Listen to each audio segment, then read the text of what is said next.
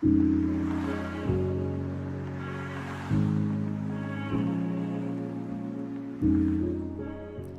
everyone, welcome to a short guide on the Dire Maul Tribute 2-man farm. I've been contacted by a lot of people asking what build I'm running and what kind of gear I use. And I'm just gonna share me and my druid partners' philosophy behind this run and how we managed to get it down to, I would say 98% successful rate. Like, we have grinded Dire Maul for maybe 6 hours tonight, and we have wiped 2 times, which is a really good success rate. In the beginning we started off with the raid spec. We didn't get it to work, and just a quick disclaimer before I continue: there will for sure be better rogues out there. There will for sure be more skilled players than we are, but I would still say that we are pretty good players. It's just us sharing our experience with the dungeon, pretty much, okay? So, with that being said, let's go over the gear. I want to stack as much avoidance as I can, so I get pretty easy to grind gear. I'm not gonna do some kind of biz list or something, but just some random gear that works out really good for us. And it will surely work wonders for you as well. So I'm going with the Fellhide cap, amazing item, 14 stam, 21 agility, and I get the 1 dodge enchantment. This little fella is actually 1.5 dodge on a neck, really beautiful.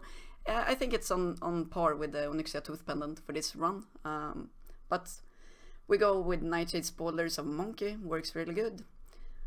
Cape of the Black Baron, Hyena Hide Yurkin. I'm going with Night Slayer Bracers, Viskag, the Bloodletter, together with Brutality Blade, Precisely Calibrated Boomstick, Quick Draw Gloves, Night Slayer Belt, Basilisk Hide Pants, Mongoose Boots, Double Tarnished, and a Vigilance Charm. For the first run, when we don't have the tribute buffs, we opt to go for the Arcanite Dragonling as our first trinket. After the first run, we changed that to Hand of Justice. So just quick and easy going off with the talent build that we're running. So we're running Combat Subtly, and we're going Lightning Reflexes 5 out of 5, Precision 5 out of 5, Deflection 5 out of 5, Riposte, Improved Sinister Strike, Dual Wield Specialization, and 2 out of 5 in Sword, Blade Flurry, together with Weapon Expertise. And for the Subtly, we are going with Master of Deception, Camouflage, Elusiveness, Sleight of Hand, Ghostly Strike, 3 out of 3 in Serrated Blades. We're going 2 out of 3 in Setup, 2 out of 2 in Heightened Senses, and Preparation. The idea behind the build is, and the philosophy between me and the druid is that we want to have as consistent runs as possible. We don't want to rely on RNG. We want to wipe as little as possible, and we want to do the runs as smooth and as fast as possible, of course. And we're down to making 9-minute runs, between maybe 8.5 and 10-minute runs every single time, on a consistent basis. We don't need them to be quicker because you get locked out, so it doesn't really matter. If I could just change anything in this build, I would probably go for 3 out of 3 in Setup, and maybe like skip 1 point in Sword Specialization, or skip 1 point in Elusiveness or something. But this is a build that works really wonders for us, so no need to change that at all at the moment. Required consumables or gear for the druid. To save as much time as possible, go with Nightscape Boots with minor speed increase. That way, when he has Nightscape Boots, he can skip through the last guard without me having to throw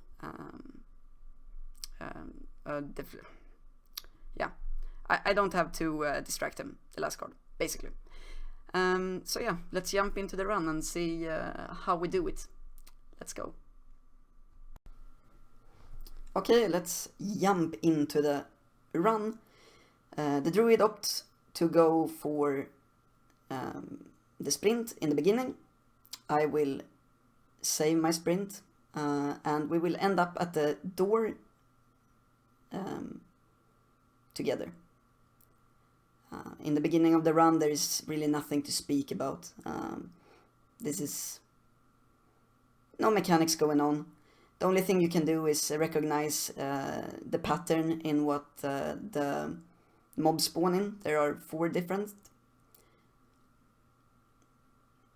The distract that I'm putting down here is not mandatory. You can opt to just jump up on the ledge like we do here.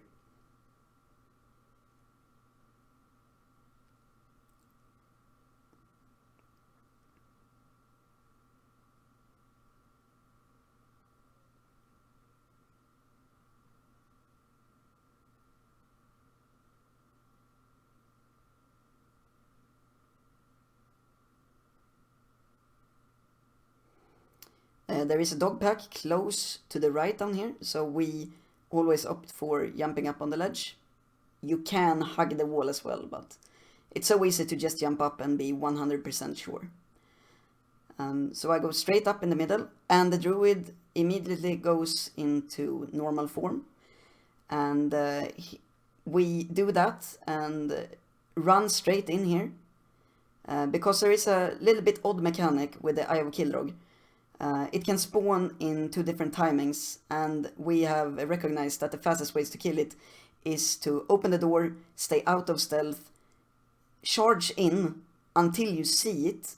If you're getting close, too close to the mobs, we usually just stealth up again and we stay exactly where I am right now and wait for it. But we got the perfect rotation there, so yeah, just clean it up with 2 Moonfires and then you go. Nothing to talk about really.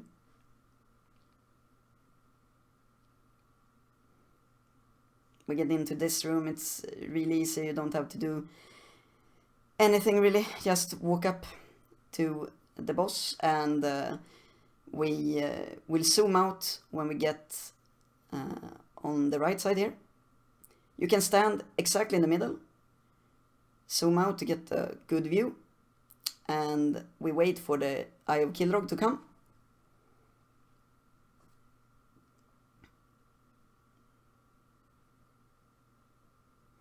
This is also where I save my sprint to, so really be sure to check out. So Eye of Kilrogg is coming. I just mark it so it's easier to spot it. And now I'm basically waiting for the Eye of Kilrogg to turn, and I will not move before it's in front of the skeleton head.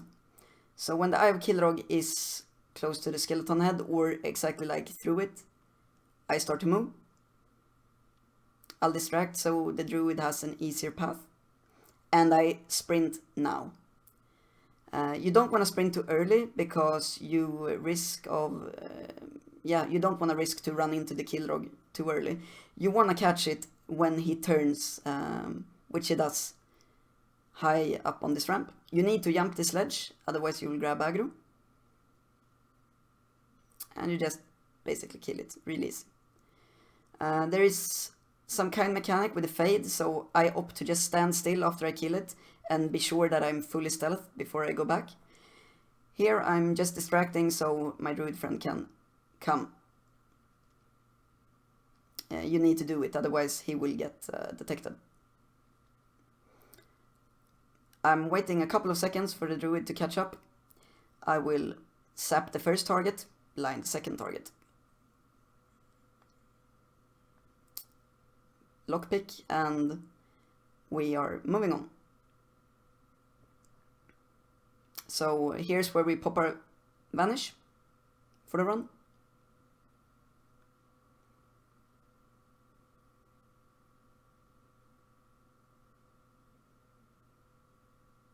Once again, here it's nothing really to talk about.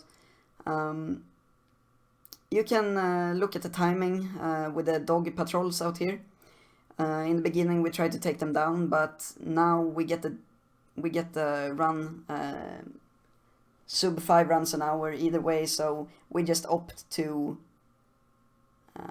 let them rotate once behind the boss. This is a place where you just can apply poisons, you can eat the apples, and I opted to go for like 15 agility, which is basically 1 extra dodge. We can buff up here.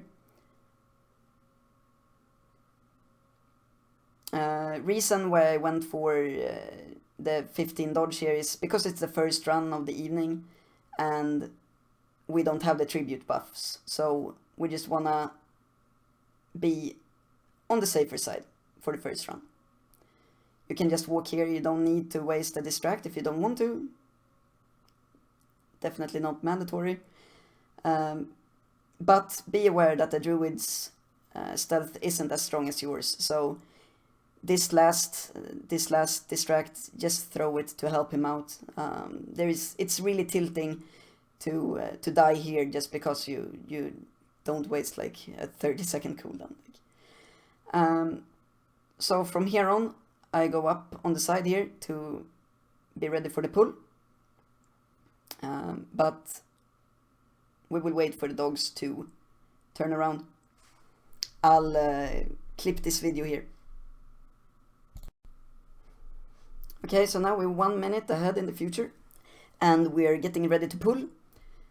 And I will talk you through the fight a little bit. I really recommend you to look at this fight many times to actually see what we're doing and how I'm pulling him. So let's see what's going on here. I'm just gonna pull him. Before I jump down, I wanna get off my Ghost Strike. Almost as soon as I land, I wanna pop my free action potion. And I will turn him into this LOS corner. I opt to go for the first evasion when I know that I am out of sight of the druid heals. Other than that, we just slow and steady grind him out from here. There is no reason to be stressed about this situation. DPS is never a problem here. So just be slow and steady and go for we opt for this tactic because it feels like the most stable one. My FAP is out now, so he will soon charge and stun me. So the stun got there. And he will charge me very soon. As soon as I'm charged, I wanna sprint, get him back in the corner, because we don't want the mage to heal him again.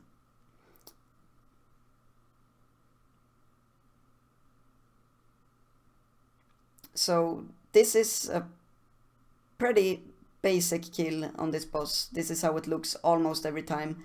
I don't take a lot of damage during the whole fight due to my riposte and due to my avoidance. As far as the rotation goes, you wanna use Ghost Strike on cooldown when you are not in evasion. Other than that, I wanna spend my points in Rupture and Slice and Dice. We opt for Riposte because it's really good damage and really good damage reduction for 10 energy. So this is the build that works really fine for us. I hope you enjoyed the video and I hope you find a lot of success in this gold grind. If you have any questions, feel free to ask me on Discord and I will surely answer them. Take care guys, peace.